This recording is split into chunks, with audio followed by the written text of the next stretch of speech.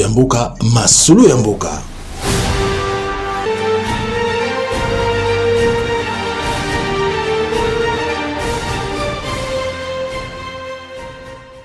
Mesdames et messieurs de la presse, bonsoir. Très heureux de vous retrouver dans le cadre de cet exercice de redevabilité en ces débuts de semaine. Ce soir, nous voulons faire un focus général sur la situation économique. Vous savez que nous sommes dans un contexte de guerre, mais malgré le contexte de guerre, le gouvernement travaille quotidiennement sous l'impulsion du président de la République et de la première ministre à tenir notamment certains engagements.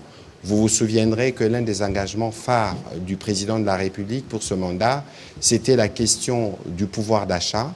Et il en sera question ce soir parce que bien au-delà du conflit dans l'Est de la République démocratique du Congo, qui est un conflit qui nous concerne tous et qui a des impacts à tous les niveaux, mais du côté économique, il y a une méthode, il y a une stratégie qui fait qu'aujourd'hui, le dollar américain, qui est la monnaie, en tout cas de référence par rapport à notre devise nationale, tient la stabilité du taux de change, les carburants. Il y a quelques mois, on s'inquiétait sur les prix du carburant, mais aujourd'hui, les carburants, le prix est plutôt stable. Il y a quelques années, vous vous souvenez que nous parlions ici beaucoup de maïs qu'on importait, mais aujourd'hui, on n'en parle plus. On parlera un peu plus ou moins de la réponse que le gouvernement a pu donner avec certaines provinces, notamment, on a vu le vice-premier ministre, ministre de l'économie, qui a été dans le Kasaï oriental, dans le Katanga. Voilà un peu toutes les questions qui feront l'objet de cette conversation de ce soir. Il ne faut pas oublier qu'en même temps, nous allons parler un peu de la situation dans l'Est au plan économique. Quelle est la stratégie du gouvernement pour nous assurer que, d'une part, nous avons donné l'appui qu'il faut aux opérateurs qui sont sur place et d'autre part, comment nous nous assurons que les populations de cette partie du pays subissent moins les conséquences de cette agression. Parce que s'il n'y avait pas cette agression venue du Rwanda, c'est évident que la situation économique serait meilleure pour nos populations qui sont pour le moment provisoirement sous occupation. Voilà plus ou moins le tableau général du briefing que nous avons voulu particulier ce soir. Monsieur le vice-premier ministre, merci beaucoup de nous rejoindre sur ces plateaux pour cet exercice de redevabilité. On parle beaucoup de guerre, on a beaucoup parlé des opérations, on a beaucoup parlé de diplomatie, mais aujourd'hui nous avons voulu parler d'économie parce que malgré qu'il y a cette situation de guerre, en tout cas au niveau du gouvernement, il y a une attention particulière qui est accordée conformément aux orientations du président de la République sur cette question économique. Vous êtes le président de la commission ECOCIR du gouvernement et donc vous avez de manière transversale tous ces sujets qui concernent à la fois les secteurs productifs, agriculture et aussi les questions des finances et budget pour nous parler et parler au peuple congolais ce soir de ce que nous faisons. Monsieur le vice-premier ministre, quels peuvent être vos mots introductifs pour notre conversation de ce soir?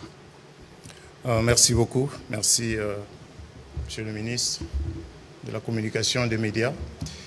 Je pense que, comme vous l'avez si bien introduit, on va parler de ce que le gouvernement fait dans un contexte de guerre et comment, dans ce contexte de guerre, ajoute des défis supplémentaires aux défis qui sont inhérents à la gestion d'une économie dans n'importe quel pays du monde.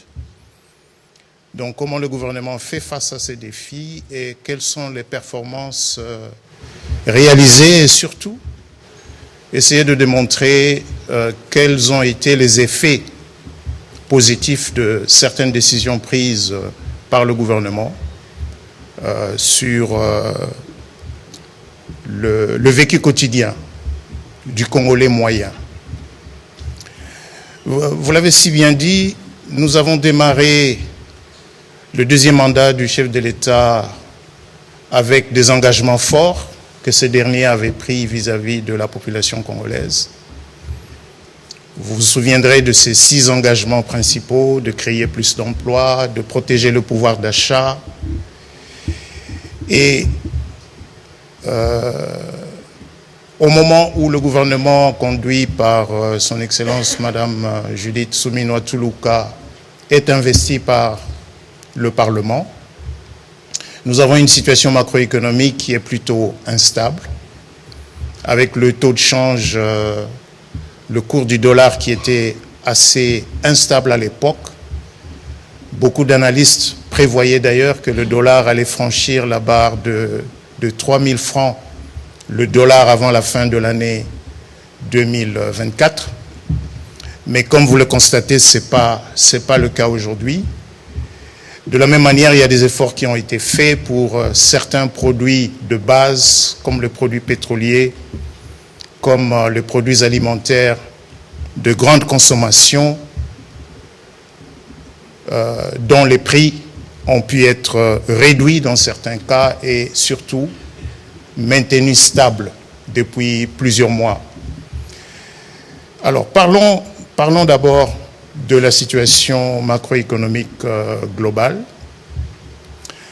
Les tendances observées ces dernières années se sont maintenues et se consolident, malgré un contexte international incertain. La particularité de ce que le gouvernement et les autres intervenants dans la gestion macroéconomique, c'est-à-dire la Banque centrale et les régies financières et les autres, la particularité donc de ce qui a été fait, c'est une meilleure coordination. Je vais vous donner un exemple. Ces derniers mois, depuis le mois de novembre de l'année passée, la Banque centrale fait un effort extraordinaire pour soutenir le franc congolais, pour maintenir donc la stabilité du taux de change, en intervenant sur le marché de manière régulière. Et l'intervention de la Banque centrale, comme vous le savez, prend la forme de vente de titres, les fameux bons BCC. Et ces bons BCC sont de plus en plus demandés. Il arrive souvent que ceux qui les achètent demandent beaucoup plus que ce que la Banque centrale veut vendre. Pourquoi j'insiste sur ces faits? C'est une illustration du fait que dans le secteur économique, on a confiance dans les institutions, confiance dans la Banque centrale. La même situation du côté des finances publiques. Comme vous le savez, les dépenses ont fortement augmenté parce qu'il faut financer la guerre et le gouvernement n'a pas lésiné sur les moyens pour financer la guerre, parce qu'il faut aussi faire face à d'autres dépenses exceptionnelles qui sont dues à la situation de guerre. Et il arrive que les recettes du mois ne couvrent pas les dépenses du mois, mais ce financement additionnel, il est effectué de manière saine, c'est-à-dire sans créer de l'inflation, sans créer de l'instabilité sur le marché de change. Le gouvernement vend donc des bons de trésor, le gouvernement émet des obligations, et ces obligations sont également demandées, preuve que les milieux d'affaires ont confiance dans le trésor, de la même manière qu'ils ont confiance dans la Banque centrale. Il y a donc une confiance dans le chef des institutions de la République qui ont en charge de gérer l'économie nationale. Maintenant, Monsieur le ministre, vous parliez des prix. L'année passée, début octobre de l'année passée, nous avons fait le pari de baisser le prix du carburant. Je sais qu'à l'époque, il y avait beaucoup, on va dire quoi, de pessimisme dans l'opinion. Ça ne va pas tenir, carburant Kobunga, pénurie, on va vivre les fils dans les stations. Comme vous le remarquez, il n'y a pas de pénurie. Il n'y a pas de pénurie, je répète encore, il n'y a pas de pénurie. Il y a suffisamment de stocks de produits pétroliers. Les sociétés pétrolières disposent aujourd'hui d'une bonne trésorerie qui leur permet d'importer régulièrement les produits et de les vendre. D'ailleurs, nous avions baissé les prix d'une moyenne de 13%. Eh bien, tenez-vous bien, la consommation de produits pétroliers a tout simplement explosé. Dans le mois qui avait suivi la baisse de prix, la consommation avait augmenté d'à peu près 33%. Aujourd'hui, nous avons des taux d'augmentation qui frôlent les 50%. Donc, il y a plus de volume de produits pétroliers qui sont consommés dans le pays. Dans cette ville de Kinshasa, en moyenne aujourd'hui, CEP livre entre 3 000 à 3 500 mètres cubes, alors qu'avant la baisse de prix, CEP livrait une moyenne de 1 500 mètres cubes de carburant dans les stations. Donc j'aimerais vous dire, s'il arrive que certains jours vous voyez des files où à une ou deux stations, vous n'avez pas besoin de vous inquiéter.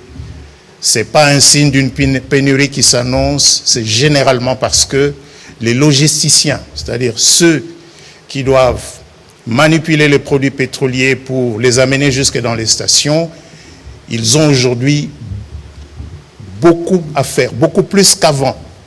Et avec les embouteillages dans la ville, il arrive très souvent que CEP soit débordé dans la journée. Et d'ailleurs, c'est devenu une pratique courante depuis octobre. CEP livre beaucoup plus la nuit quand il y a moins d'embouteillages dans la ville. Et cette situation, ce n'est pas simplement ici à Kinshasa, c'est une situation générale parce que les prix avaient baissé sur l'ensemble du territoire, évidemment. Il y a des coins du pays où l'approvisionnement ne se fait pas de la même manière qu'à Kinshasa, avec des pipelines, avec des sociétés bien organisées. Mais il n'en demeure pas que la baisse des prix de produits pétroliers a produit des effets. Je sais, ici on dit, mais oui, carburant équité, mais transport équité. Bon, parlons de transport équité. Mais tant au carburant équité, moi je connais une société ici qui économise l'équivalent de 100 000 $ le mois des indemnités kilométriques, parce que les indemnités kilométriques qui sont payées sont calculées sur la base du prix du carburant. Donc, lorsque le prix du carburant diminue, la société paye moins d'indemnités kilométriques. C'est des gains pour cette société. Le prix n'a pas varié. N'est-ce pas? Ils n'ont pas baissé les prix. Mais ça signifie quoi? Ça signifie qu'eux gagnent de l'argent. Parce que s'ils gagnent 450 francs le litre, et puisqu'ils consomment en moyenne, on va dire 20 litres jour, ça signifie que par jour, il a économisé 9 000 francs.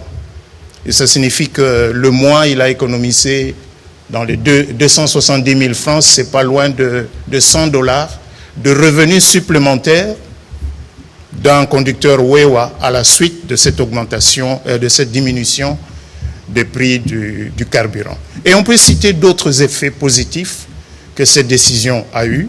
Comme je vous l'ai dit, trésorerie aisée des sociétés pétrolières. Il n'y a plus de menaces des sociétés pétrolières sur le gouvernement pour demander une augmentation des prix. La consommation de produits pétroliers a augmenté. Et tenez-vous bien, lorsque le volume de produits pétroliers consommés augmente, l'implication, c'est qu'on peut baisser les prix. Parce que le volume impacte le prix dans le sens inverse. Lorsqu'il y a plus de volume, le prix diminue, et lorsqu'il y a moins de volume, le prix augmente. Donc ne soyez pas étonnés si dans les jours qui viennent, nous procédions une nouvelle fois à une baisse des prix des produits pétroliers. Je vais, pour terminer cette introduction, parler d'un produit, parce que souvent nous devons sortir aussi de Kinshasa. La RDC, ce n'est pas que Kinshasa.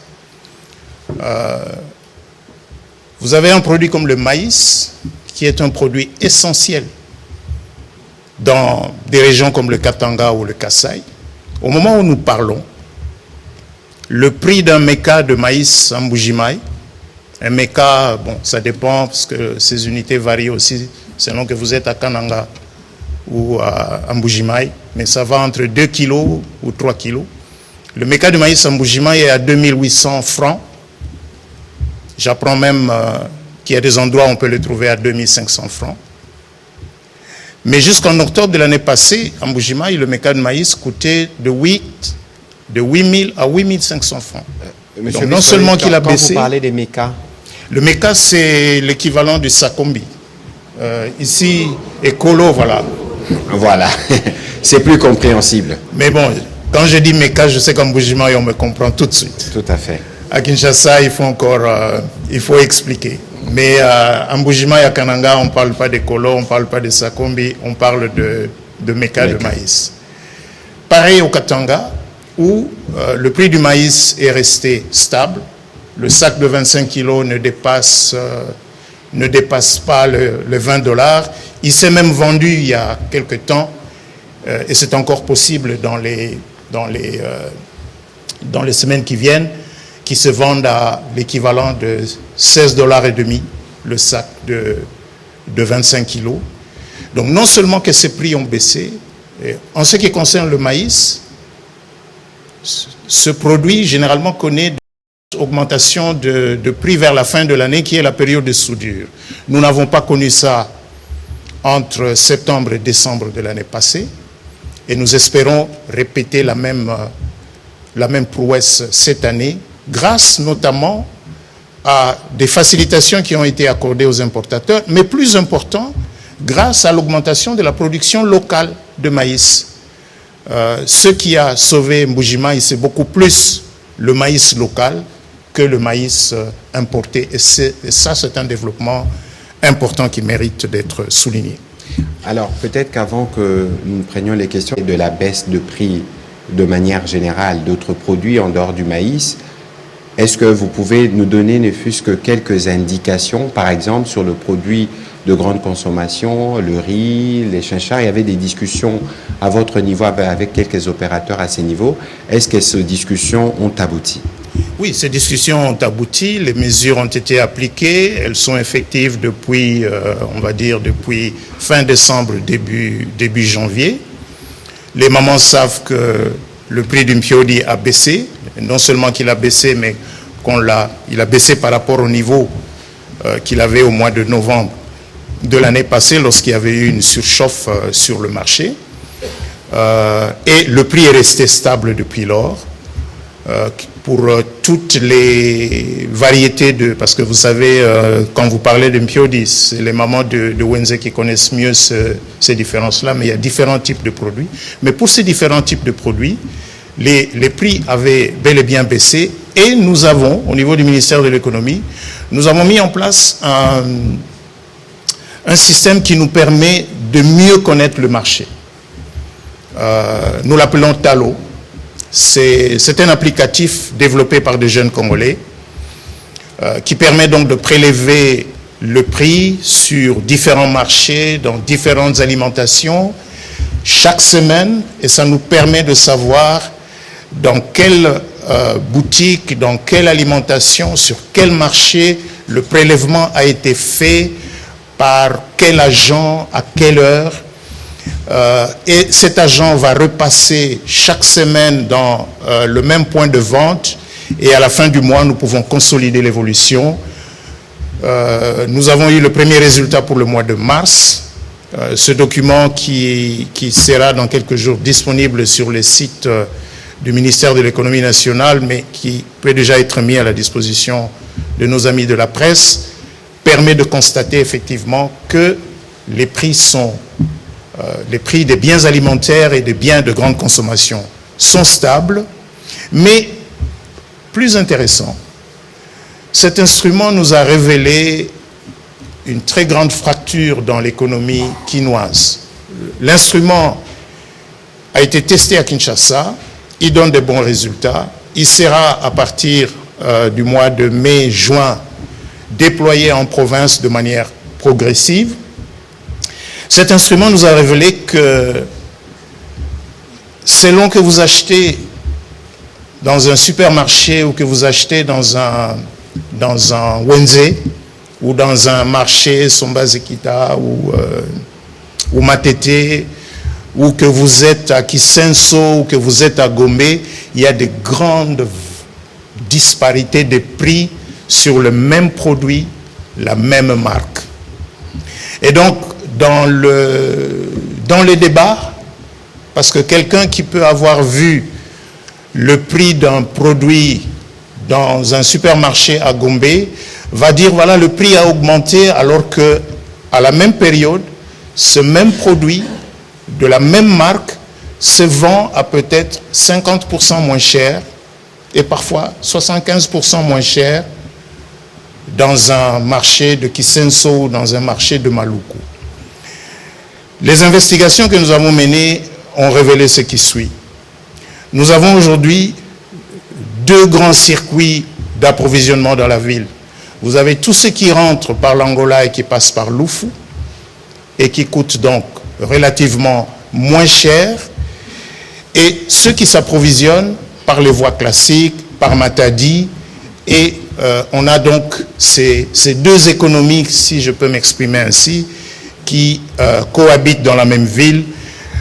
Nous sommes en train d'approfondir les analyses de cette situation, l'objectif étant bien sûr d'obtenir une diminution de ces disparités, mais vous savez, c'est des choses que l'on ne peut pas imposer parce que l'explication se trouve dans la différence dans les coûts logistiques entre celui qui importe par Matadi et celui qui fait venir le mpiodi ou le savon ou le lait par la voie routière à partir du port de Luanda en passant par le poste frontalier de Lufu. Vous avez préféré payer aux sociétés au lieu d'utiliser cet argent pour financer par exemple les routes. Mais pourquoi cet argent est payé? Pourquoi on appelle ça manque à gagner? C'est parce que le gouvernement a choisi de subventionner les produits pétroliers, c'est-à-dire de les vendre à un prix qui est inférieur au prix économique. Je vais vous donner un cas simple. Aujourd'hui, dans la structure actuelle, c'est-à-dire dans le prix que vous avez à la pompe, 2990 francs le litre d'essence, 2980 francs le litre de mazout. Ce prix-là est calculé avec un taux de change de 1 dollar pour 2600 francs. Alors que sur le marché, le dollar n'est pas à 2600 francs. Le pétrolier qui importe du pétrole en dollars, qui les vend en francs, il a besoin, quand il a vendu en francs, de racheter des dollars. Donc on lui fait perdre de l'argent en calculant, en imputant dans le prix le dollar à 2600 francs plutôt qu'à 2850. Voilà une des sources de ce manque à gagner. Ça veut donc dire que si aujourd'hui nous calculons le prix de produits pétroliers en mettant le taux de change de 2850 ou 2860, le carburant coûtera beaucoup plus cher qu'il ne coûte actuellement. C'est donc une façon pour le gouvernement de prendre sur lui une partie de la charge qu'aurait supporté le consommateur final. Mais je peux vous rassurer à ce sujet d'ailleurs. Vous avez raison, ces manques à gagner étaient assez élevés. Pour fin 2023, les manques à gagner évalués à fin 2023 ont tourné dans les 300 millions de dollars qui ont été remboursés totalement. Mais l'effort que nous avons commencé à faire et qui produit déjà des résultats au ministère de l'économie nationale avec les autres structures, parce que c'est des décisions qui sont prises dans une commission où vous retrouvez le ministère de l'économie nationale, le ministère des hydrocarbures, le ministère des Finances, la DGDA, ainsi de suite. Pour le premier semestre 2024, les manques à gagner se sont chiffrés à 16 millions de dollars pour tous les 6 mois. Les chiffres pour le deuxième semestre seront connus avec certitude dans les jours qui viennent. en tout cas avant la fin de ce mois. Mais je sais déjà, parce que les estimations existent, que nous allons rester dans ces limites-là et que nous n'allons probablement même pas dépasser les 16 millions de dollars. Donc, le gouvernement a fait un effort pour diminuer sensiblement les pertes et manques à gagner. Et dans les efforts que nous allons faire dans les jours qui viennent, il s'agira notamment d'augmenter le taux de change dans les calculs du prix pour diminuer le manque à gagner afin que ces ressources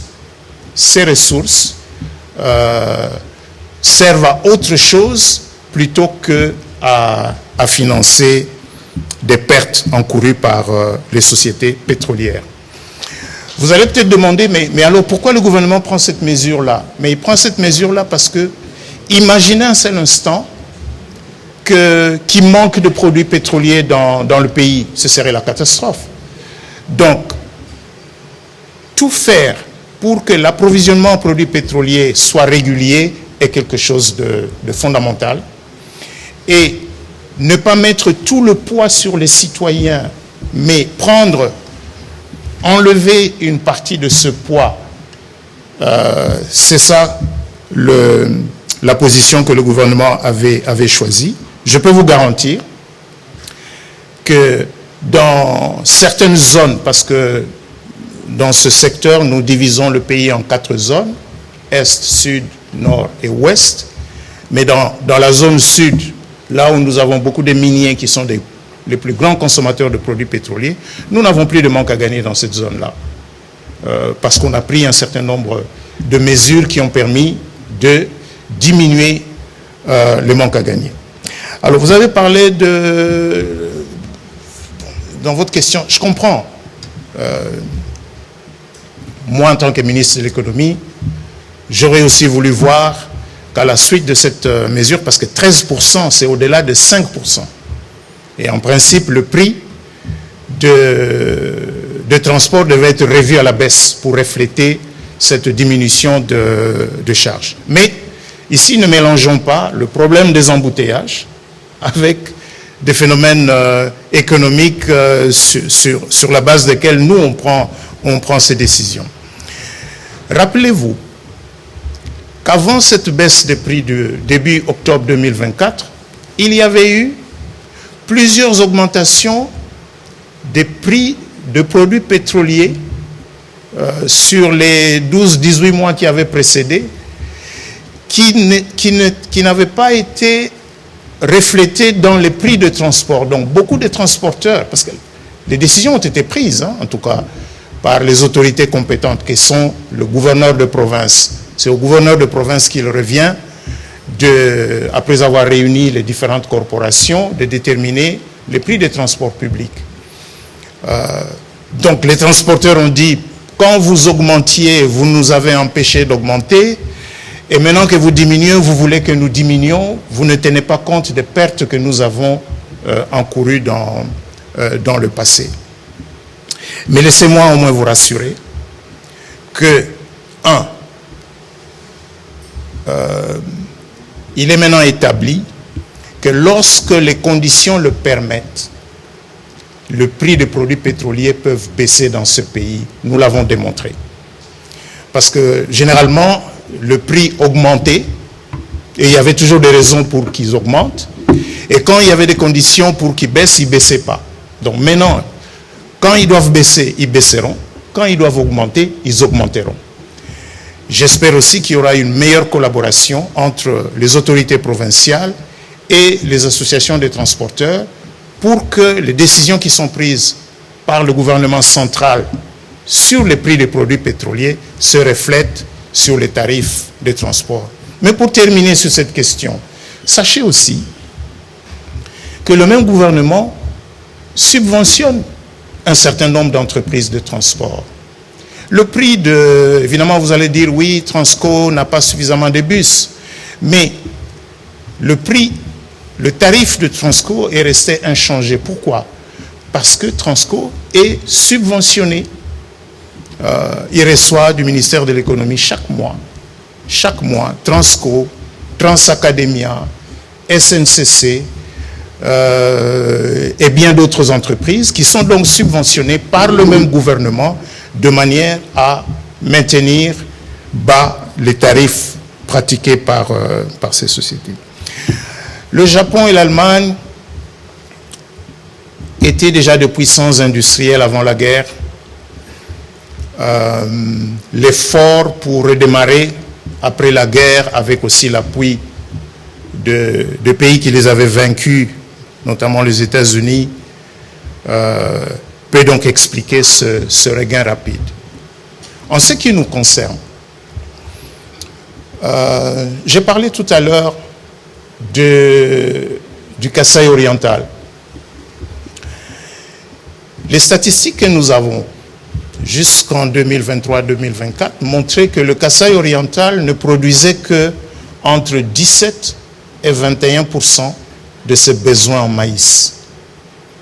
Donc, c'est une province, on va dire, exposée à toute perturbation dans l'approvisionnement du maïs, parce que si vous-même, vous ne produisez que 1/5 de ce que vous consommez, le reste, vous le tirez des provinces voisines, de l'Omami, du Kasaï essentiellement, sinon du maïs importé. Mais regardez la position du Kasaï oriental au centre du pays, enclavé, très éloigné et de la frontière sud et de la frontière ouest. Donc l'effort qui a été fait dans les Kasaï oriental, c'est d'accroître la production locale. Et nous sommes encouragés par la réaction des producteurs de maïs dans le Kasaï oriental à la suite d'un appui qui est venu d'abord du ministère de l'Agriculture, mais aussi du ministère de l'Économie nationale, vers le gouvernement provincial, et que cet appui a été bien canalisé vers des projets concrets et vers les agriculteurs. Et aujourd'hui, comme je vous le dis, les résultats sont donc là. Pour rebondir dans ce pays, nous devons d'abord régler le problème de l'insuffisance alimentaire, le problème de l'autosuffisance alimentaire. Le gouvernement a fait le pari, dans le programme qui est exécuté pour le moment, de se concentrer sur 5 produits. Le maïs, le manioc, le soya, l'huile de palme et le riz. 5 produits pour lesquels il est envisagé on va dire, sur une période de 4 à 5 ans, de diminuer sensiblement le déficit que nous avons sur ces produits, mais en même temps d'encourager la transformation de ces produits. Le gouvernement a par exemple lancé un programme, le programme agricole volontaire, avec quelques bases agricoles dans lesquelles ont été investies d'importantes sommes d'argent pour mettre en place des vraies usines, des usines de manioc, des usines de maïs, permettant de transformer la production locale en produits qui peuvent être facilement stockés et facilement conservés de manière à stabiliser le marché de ces biens. Mais vous avez raison, cela ne sera possible que si nous gagnons en même temps la guerre du désenclavement des zones rurales et si nous gagnons en même temps la guerre de la production locale des semences et des engrais.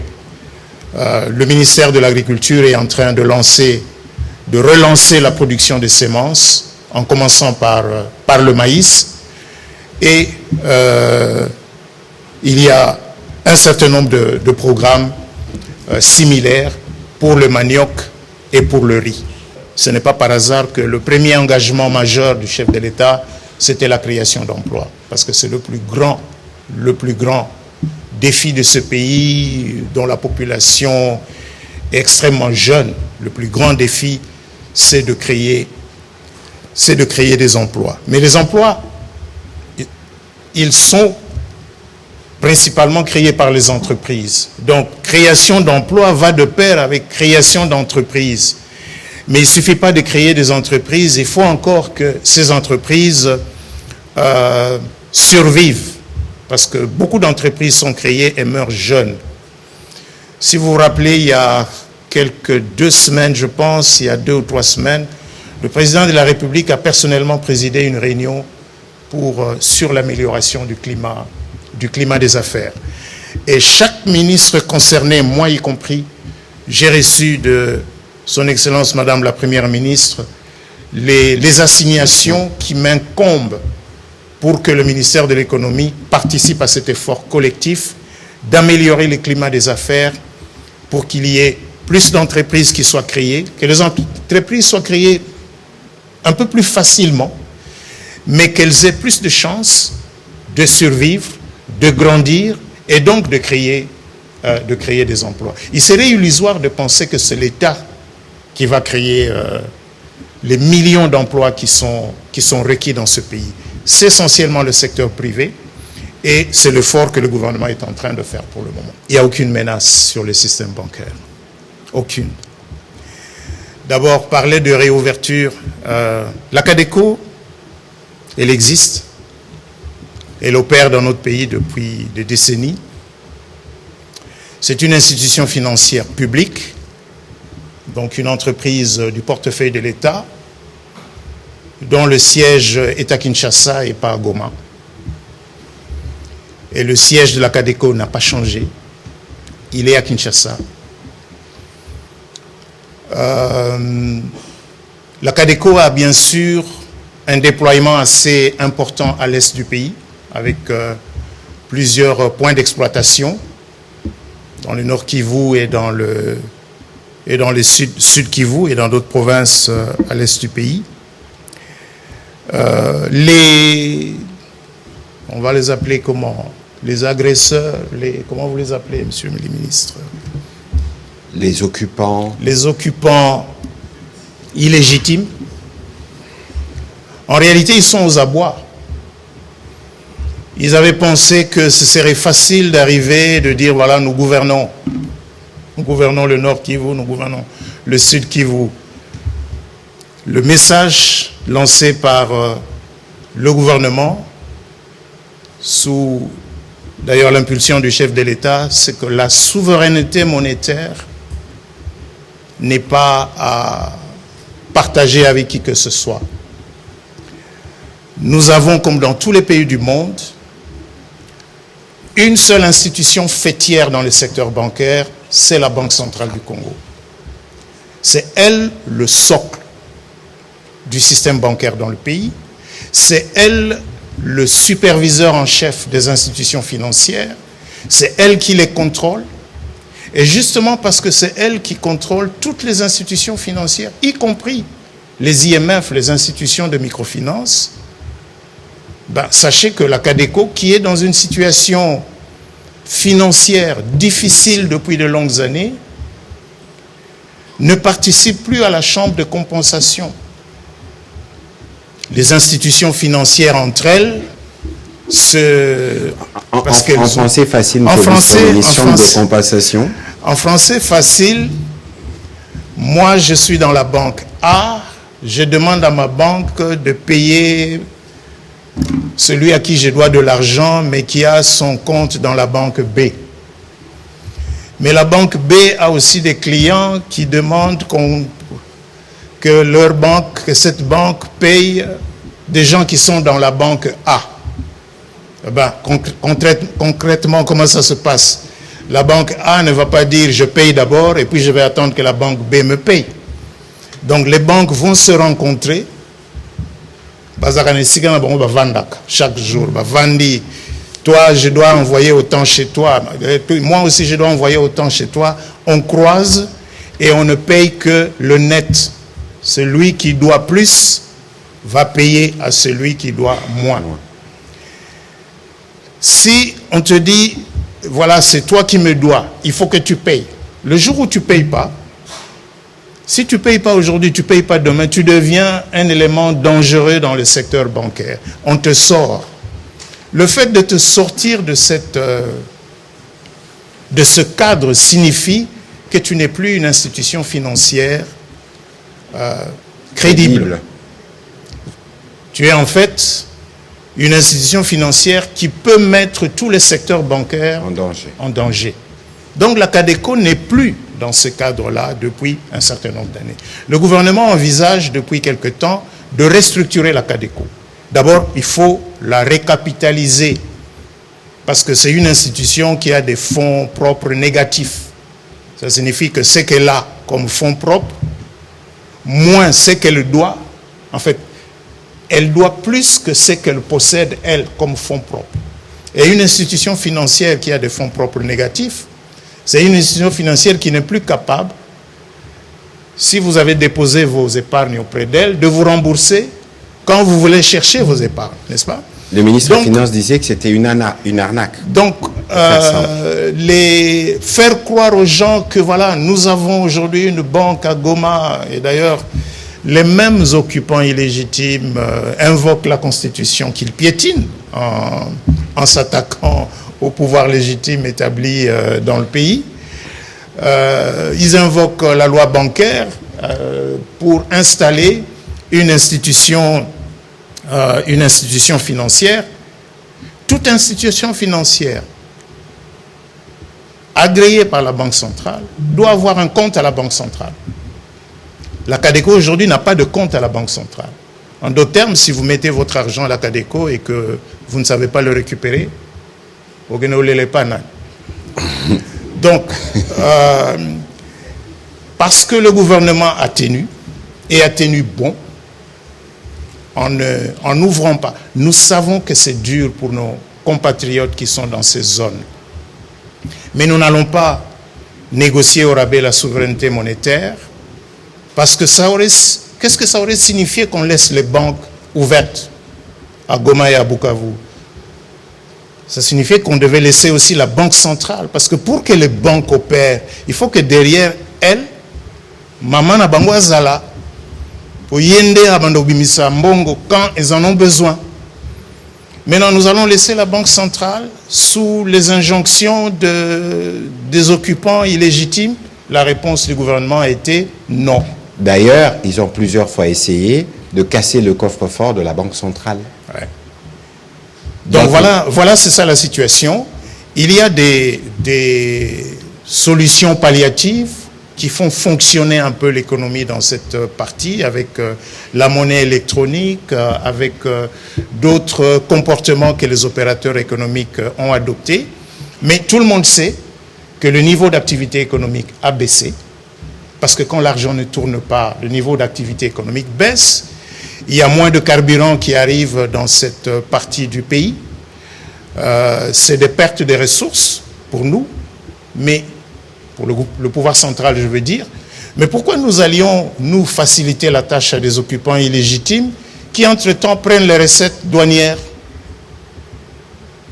S'ils prennent les recettes douanières, les souffrances dans cette partie du pays aujourd'hui ne sont pas du fait du pouvoir central, c'est du fait de l'occupation. Que cette situation prenne fin, les banques vont réouvrir et le Nord Kivu et le Sud Kivu, qui sont de vrais poumons économiques du pays, vont reprendre leur rythme de respiration habituel. Heureusement que j'ai à côté de moi un professeur d'économie réputé, reconnu. Il aura sûrement l'occasion de donner quelques éléments de réponse à propos, parce que permettez-moi, même si on peut comprendre l'idée de faire un détournement, parce que bon, si on était déjà annonceur d'une arrivée qui n'est jamais arrivée, qui n'arrivera peut-être pas, on cherche à faire une petite diversion. C'est très malsain et très indécent de vouloir ouvrir un débat comme celui-là dans un contexte où vous n'avez jamais eu le courage de condamner ceux qui ont touché aujourd'hui à l'intégrité du territoire national. Vous voulez parler du fédéralisme d'un territoire où vous avez des agresseurs qui y sont, qui tuent tous les jours, où vous n'avez jamais eu le moindre bon sens, j'allais dire, d'exprimer une solidarité contre pour vos propres compatriotes qui sont des victimes quotidiennes, et vouloir amener un tel débat, ça signifie simplement qu'on veut déplacer les curseurs parce que l'annonce qu'on a faite n'a pas donné les résultats. Et donc, c'est à la limite choquant d'ailleurs, parce que si nous devons refaire le parcours de l'homme qui l'est dit, du pacte de Sun City et de tout ce qu'il y a eu. Il ne faut pas oublier que nous étions dans un contexte où le président de la République avait dit qu'on devait réfléchir justement sur la Constitution. Les mêmes personnes qui veulent revenir aujourd'hui pour nous reparler de fédéralisme, mais comment vont-ils y arriver?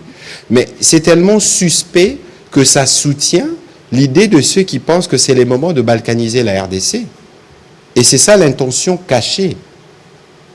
C'est ça justement le côté malveillant de ces débats qui peut paraître au départ intéressant, mais en réalité qui ne l'est pas. Dans les contextes actuels, ce qui importe pour tous les Congolais qui tiennent à la République démocratique du Congo, c'est d'abord le retour à l'intégrité territoriale. Il n'y a rien qui n'éveille plus que ça. Et après, on peut débattre. On peut être unitaire, fédéraliste, mais dans un contexte comme celui-ci, vouloir faire un tel débat, c'est de l'indécence, tout simplement. Alors, Monsieur le Vice-Premier ministre, vous avez votre question, mais on peut profiter de votre présence ici, de par votre expertise, justement, pour que vous puissiez dire un mot sur ces sujets de décentralisation, de fédéralisme. Peut-être que vous allez nous aider à mieux éclairer les compatriotes qui nous suivent sur ces sujets. Bien, je vais peut-être, mais peut-être pour assurer notre ami par rapport à la première question que vous m'avez posée. Oui, le gouvernement est conscient, parce qu'il y a, vous savez, les banques sont fermées, il y a des entreprises qui opèrent dans ces zones, donc qui commencent à avoir des difficultés pour importer des matières premières et continuer à travailler. Nous avons eu des échanges qui vont se poursuivre. J'ai personnellement invité un certain nombre d'entreprises qui ont des opérations dans ces zones pour le 24 avril, pour une réunion avec la FEC et le ministère de l'économie, de manière à trouver les voies et moyens de faciliter la continuation de leurs opérations économiques dans le cadre restreint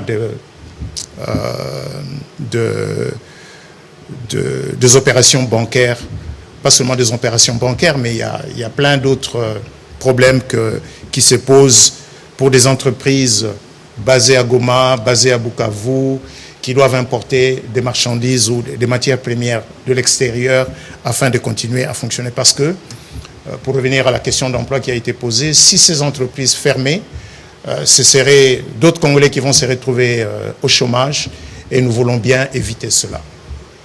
Alors, pour parler de... Bon, enfin, je crois que le moment est un peu suspect de parler de fédéralisme, alors que la bataille qui vaut la peine pour le moment, c'est la bataille de la restauration de l'intégrité du territoire national. Mais monsieur l'auteur de cette idée, monsieur Olivier Kamitatou, est dans le pays aujourd'hui la personne qui a la meilleure connaissance de ce débat, parce qu'il fut président de l'Assemblée nationale du Parlement de transition, qui avait eu justement à rédiger la Constitution. Je peux affirmer, pour l'avoir entendu personnellement dire, que lui, il a les minutes de débat. Et ces débats avaient été houleux, notamment sur cette question entre l'unitarisme et le fédéralisme. Et ces minutes, c'est-à-dire la transcription de ces débats, je crois qu'il les a. Et je lui suggérerai un jour, enfin, quand il pensera rédiger ses mémoires, peut-être de rendre public, de nous retracer, de nous replonger dans cette salle où se tenait ce débat, dans les pour et les contre et les arguments qui ont poussé le constituant à nous produire la constitution que nous avons aujourd'hui, qui prône un gouvernement, un État unitaire et largement décentralisé. Je peux aussi rappeler qu'il est, lui, la même personne qui, il y a quelques années, a suggéré de renforcer le pouvoir central, notamment en se dotant d'un exécutif plus fort en supprimant le poste de Premier ministre. Mais pour revenir à la question, je crois que, Monsieur le ministre, vous avez bien fait de dire que ce n'est pas le moment d'avoir ce débat. Ce débat, nous pourrons peut-être l'avoir un jour, qui sait. Nous l'avons déjà eu dans le passé, on l'a eu en 60, on l'a eu un peu plus tard, et on l'a eu à Sand City, et on l'a achevé ici au Palais du Peuple. Et ça a produit la Constitution de février 2006. En réalité, prenons l'état de siège, qui est aujourd'hui un régime d'exception qui s'applique à l'Ituri et à la province du Nord Kivu et qui pousse le gouvernement à, parce que c'est la Constitution qui l'impose, tous les 15 jours, de redemander au Parlement de proroger cet état de siège. Mais l'état de siège a permis, en fait, au pouvoir central d'avoir une mainmise directe sur des régions qui sont menacées, sur des régions sur lesquelles il y a une ingérence extérieure. C'est dans ça qu'on est. Maintenant, aller vers un régime, un État fédéral avec un Congo oriental, c'est bien ça? Un Congo oriental, parce qu'après, il va encore falloir décider sur quelle ligne on va diviser les États fédérés. Et puis, on va encore avoir un débat sur est-ce que c'est des États fédérés ou c'est des États confédérés. Non. Aujourd'hui, retrouvons d'abord l'intégrité du territoire national. De la même manière, comme je l'ai dit tout à l'heure, que le gouvernement a fait fort et le chef de l'État n'a pas flanché pour faire respecter la souveraineté monétaire. Les gens ont dit oui, si vous n'ouvrez pas les banques, c'est le franc rwandais qui va circuler et ces zones risquent de nous échapper dans ce pays. On a déjà connu 2 zones monétaires. Il y avait la zone monétaire du Kasaï qui n'acceptait pas le nouveau Zaïre, qui continuait à utiliser les anciens Zaïre, et l'autre zone. Et puis un jour, les 2 zones ont été réunifiées et nous sommes restés un seul pays, un pays uni. Il en sera de même. Nous allons retrouver ces parties du Nord Kivu et du Sud Kivu qui sont occupées pour que le Congo demeure un seul pays uni. Et le débat sur la forme de l'État, il reviendra peut-être, mais pour l'instant, nous avons peut-être intérêt à d'abord faire fonctionner ce système d'un État unitaire largement décentralisé. Et là, il y a de la matière. Il y a de la matière pour faire fonctionner la Caisse nationale de péréquation. Il y a de la matière pour une vraie déconcentration, une vraie décentralisation des compétences que la Constitution reconnaît aux provinces. Mais il y a aussi de la matière dans la culture politique. Parce que déjà aujourd'hui, avec les entités provinciales, pas plus tard qu'il y a quelques jours, notre collègue, Madame la ministre d'État, ministre des Affaires foncières, informe le Conseil des ministres de la situation qui prévaut dans la plupart des provinces où des gouverneurs nomment, alors qu'ils n'en ont pas le droit, des conservateurs des titres immobiliers, de leur obédience, comment je dirais, cette tendance à vouloir se fermer sur entre nous. C'est pas ça l'unité nationale. Et c'est certainement pas le moment. Nous avons les leviers nécessaires pour maintenir la stabilité. Ces leviers, c'est quoi? C'est d'abord sur le plan monétaire les réserves d'échange. qui continue à tourner autour de 6 milliards de dollars. Comment ce montant-là nous aide aujourd'hui? Il nous aide de deux manières. Premièrement, quand le gouvernement dépense, il y a des dépenses qui sont faites en dollars, qui sont faites en monnaie étrangère. Eh bien, à ce moment-là, c'est la Banque centrale qui vend ces dollars, mais pour vendre, vous devez avoir.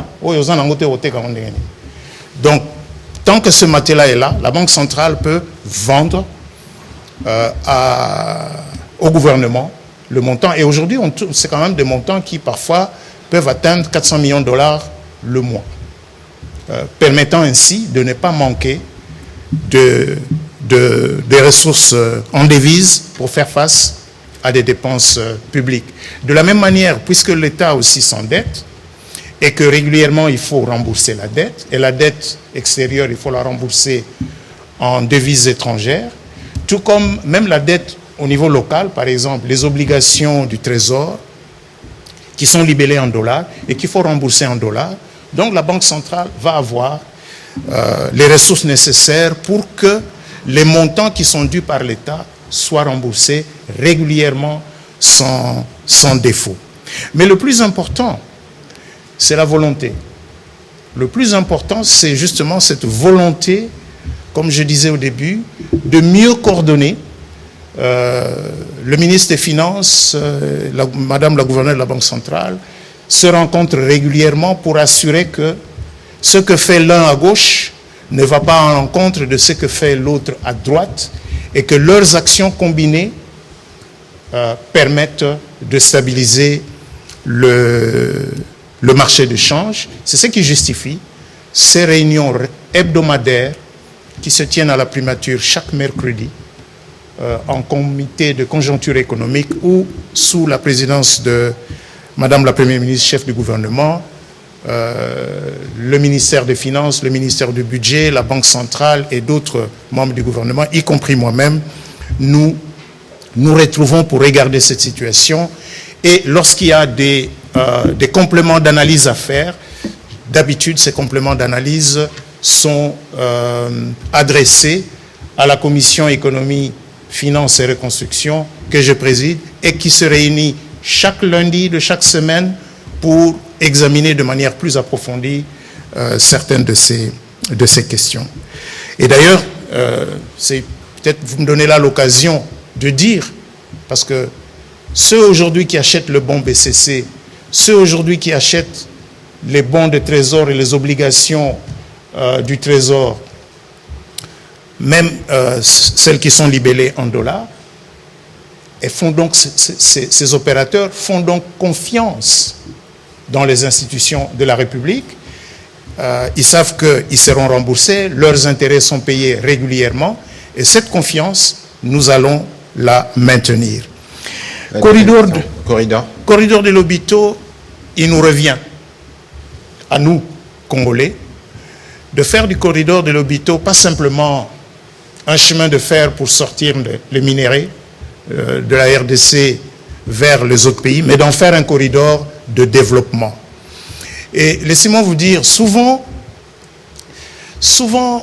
on tend à regarder le gouvernement, mais les affaires, ceux qui sont des hommes et des femmes d'affaires, les affaires, on les sent. Donc le corridor de Lobito, c'est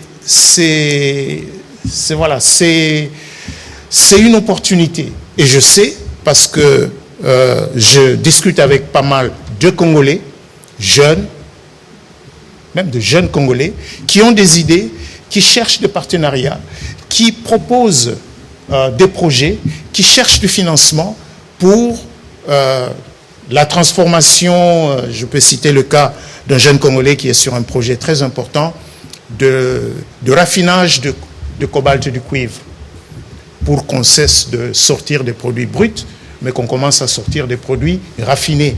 Évidemment, un tel projet il va être très important donc pour ce corridor de développement. La balle est donc dans le camp de tous les Congolais, de ceux qui veulent gagner de l'argent, de ceux qui veulent, avec l'accompagnement du gouvernement, bien sûr. Est-ce qu'il y a des normes pour les prix? Je vous ai justement parlé de cette publication que nous avons lancée depuis le mois de février, mais qui est opérationnelle depuis le mois de mars, et qui nous a révélé ces disparités entre différents points de vente. La première hypothèse, c'est que les circuits de distribution diffèrent. Ceux qui s'approvisionnent par Lufu ont des coûts différents de ceux qui s'approvisionnent par Matadi. Et nous allons continuer à investiguer cette situation pour effectivement arriver progressivement à des prix plus ou moins normalisés. La vente, c'est la question du petit commerce. Pour le moment, nous avons travaillé sur un projet de loi sur le petit commerce. Nous avons 2 projets de loi en chantier au niveau du ministère de l'économie nationale, un projet de loi sur le commerce, un projet de loi sur le petit commerce. Nous pensons que le moment est venu de carrément révisiter la loi de 73, parce que cette loi de 73, elle dit clairement que le petit commerce ne peut être exercé que par les Congolais. Mais il y a une dérogation qui a été accordée par un décret du Premier ministre qui date d'un certain nombre d'années et qui permet aux étrangers de faire du petit commerce dans un certain nombre de branches.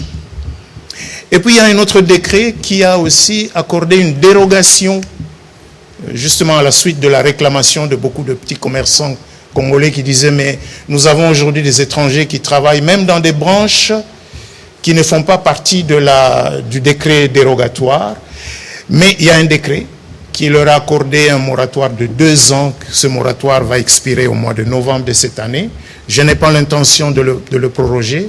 J'ai l'intention qu'on mette un terme à ce moratoire et qu'on fasse respecter les dispositions de la loi, mais nous allons le faire dans le cadre, au lieu de passer de dérogation en dérogation, nous préférons le faire carrément en réécrivant la loi pour avoir une loi qui pourra s'imposer à tout le monde. Mbongo l'État azwaka. D'abord, tout le belana nous mosolo ekotaka na batax, ekotaka na douane. Lelo soke na grande barrière na Goma. Eza bisote, eza batombokinde bavandi wana. Mbongo ezokota kuna, ezokoma susu na kesi ya l'État awate. Mbongo wana ezokene na kesi ya bato balobi bango baza bakonzi na Goma. Dans sa ministère à finance, ministère à budget, basalaki mo estimation na ba recette wana eleki 5% te, eza ba 5% du total. C'est beaucoup, c'est pas rien, c'est beaucoup, mais c'est gérable. C'est gérable, ce qui peut être au salimo effort, to kanga bama duso to zakanango na ba territoire ozana na contrôle na biso na kansa boyebi likambo fraude douanière eza mwa makasi to lobeli yango lelo na réunion justement ndenge na otolo ba réunion ya Ecofir likambo ya fraude douanière sur tous kaka produit lokola carburant. Ba carburant ekotaka wana soke ba côté ba aru ba carburant ekotaka par l'est, carburant ezokota par Kasumbalesa. Sokotali Mosolo ezokota na compte na caisse à l'État. À partir de ce seul produit, ça n'a rien à voir avec ce qu'on aurait dû encaisser. Et c'est justement dans les moments difficiles to serrer moi mouké pour Mosole kota pour na combler trou oyo et salemi na misolo to bungisi na ba zone eza occupée na Nord Kivu pe na Sud Kivu. Mais na kansa bomoni ata to bungisi misolo wana ata to zana ba mois ba retard. Il y a une semaine, il y a quelques jours pour nous foutre à salaire, mais salaire les a foutama. Quand il s'agit même de bakisa salaire, ndenge toto bakisa pour na mapinga, pour na ba policier na biso, effort wana esalemi kaka na mbongo oyo l'État azozwa en dehors ya oyo tobungisi na bazone occupée ya Nord Kivu pe ya Sud Kivu. Mokonzi alingi biso nyonso tosangana mpo na unité nationale. Objectif à liboso ya mokonzi na ba consultation ane salami eza pona kosangisa ba congolais parce que nde tozaki kolimbola awa eza parti moko ya mboka eza occupé eza na eloko eza na motu ya te pona ba congolais nyonso neti ko défendre territoire national. Il faut qu'on considère ndenge tozabo eza neti liboko na yo eza amputé to eza pe occupé eza na kokoso mingi nzoto na mobimbe fo sangana pour s'assurer que ceux qui liboko biki biso nyonso nzoto zongi malamu nde totali makambo susu akokende liboso. Donc na makambo esalamaki eza na bao tomoni na bao tomoni te parce que ba consultation ndenge conseil spécial a bando sala eza kaka na bao tomonaka te yango na kosepela biso nyonso tozala na kimia asali musala na ye ndenge mokonzi ya mboka apesaki akopesa mokonzi ya mboka rapport pe na sima mokonzi akopesa biso ba disposition ndenge nini makambo wane ko continuer. Alors pour terminer monsieur le vice-premier ministre en 30 secondes parce qu'aujourd'hui l'exercice était de montrer que malgré la situation de guerre que l'économie était tenue, évidemment il y a des défis, on ne va pas s'en satisfaire, mais qu'est-ce que vous pouvez dire aux compatriotes qui nous suivent ce soir à Goma, à Bukavu par rapport à la stratégie du gouvernement parce qu'évidemment nous restons solidaires et en union avec eux. Mais je pense qu'à l'égard de nos compatriotes de cette partie du pays, ce qu'ils attendent, c'est que cette situation qu'ils vivent prenne fin le plus rapidement possible. Que cette situation prenne fin, qu'ils retrouvent un cours normal de leur vie. D'ailleurs, parfois, on a tendance à l'oublier, mais dans certaines parties du Nord Kivu, ou du Sud Kivu aussi peut-être, il y a des personnes qui sont nées dans la guerre, qui ont grandi, qui grandissent dans la guerre.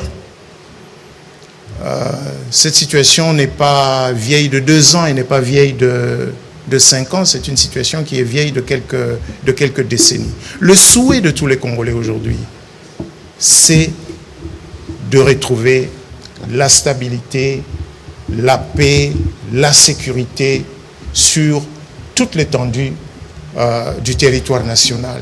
Le souhait des Congolais, c'est de vivre en harmonie avec nos voisins. Il y a c'est pas un détail, mais il y a un fait que l'on oublie souvent. Les 3 pays, RDC, Rwanda et Burundi, dans le cadre de la CPGL, avaient, il y a plusieurs années de cela, mis en place, dans le cadre de la CPGL, une banque de la communauté et financé des projets communs. Ça fera sûrement l'objet d'un autre briefing. Pour ce soir, Monsieur le Vice-Premier ministre, nous vous remercions d'avoir partagé tous ces éléments d'information. Il y a un besoin pour le média d'avoir aussi une attention particulière sur ces questions économiques pour voir que le gouvernement, malgré le contexte de la guerre, tient quotidiennement aux engagements pris par le président de la République, notamment en termes d'amélioration du pouvoir d'achat, mais aussi des créations d'emplois. Nous aurons l'occasion de revenir dans d'autres exercices de redevabilité. Merci et bonne soirée chez vous.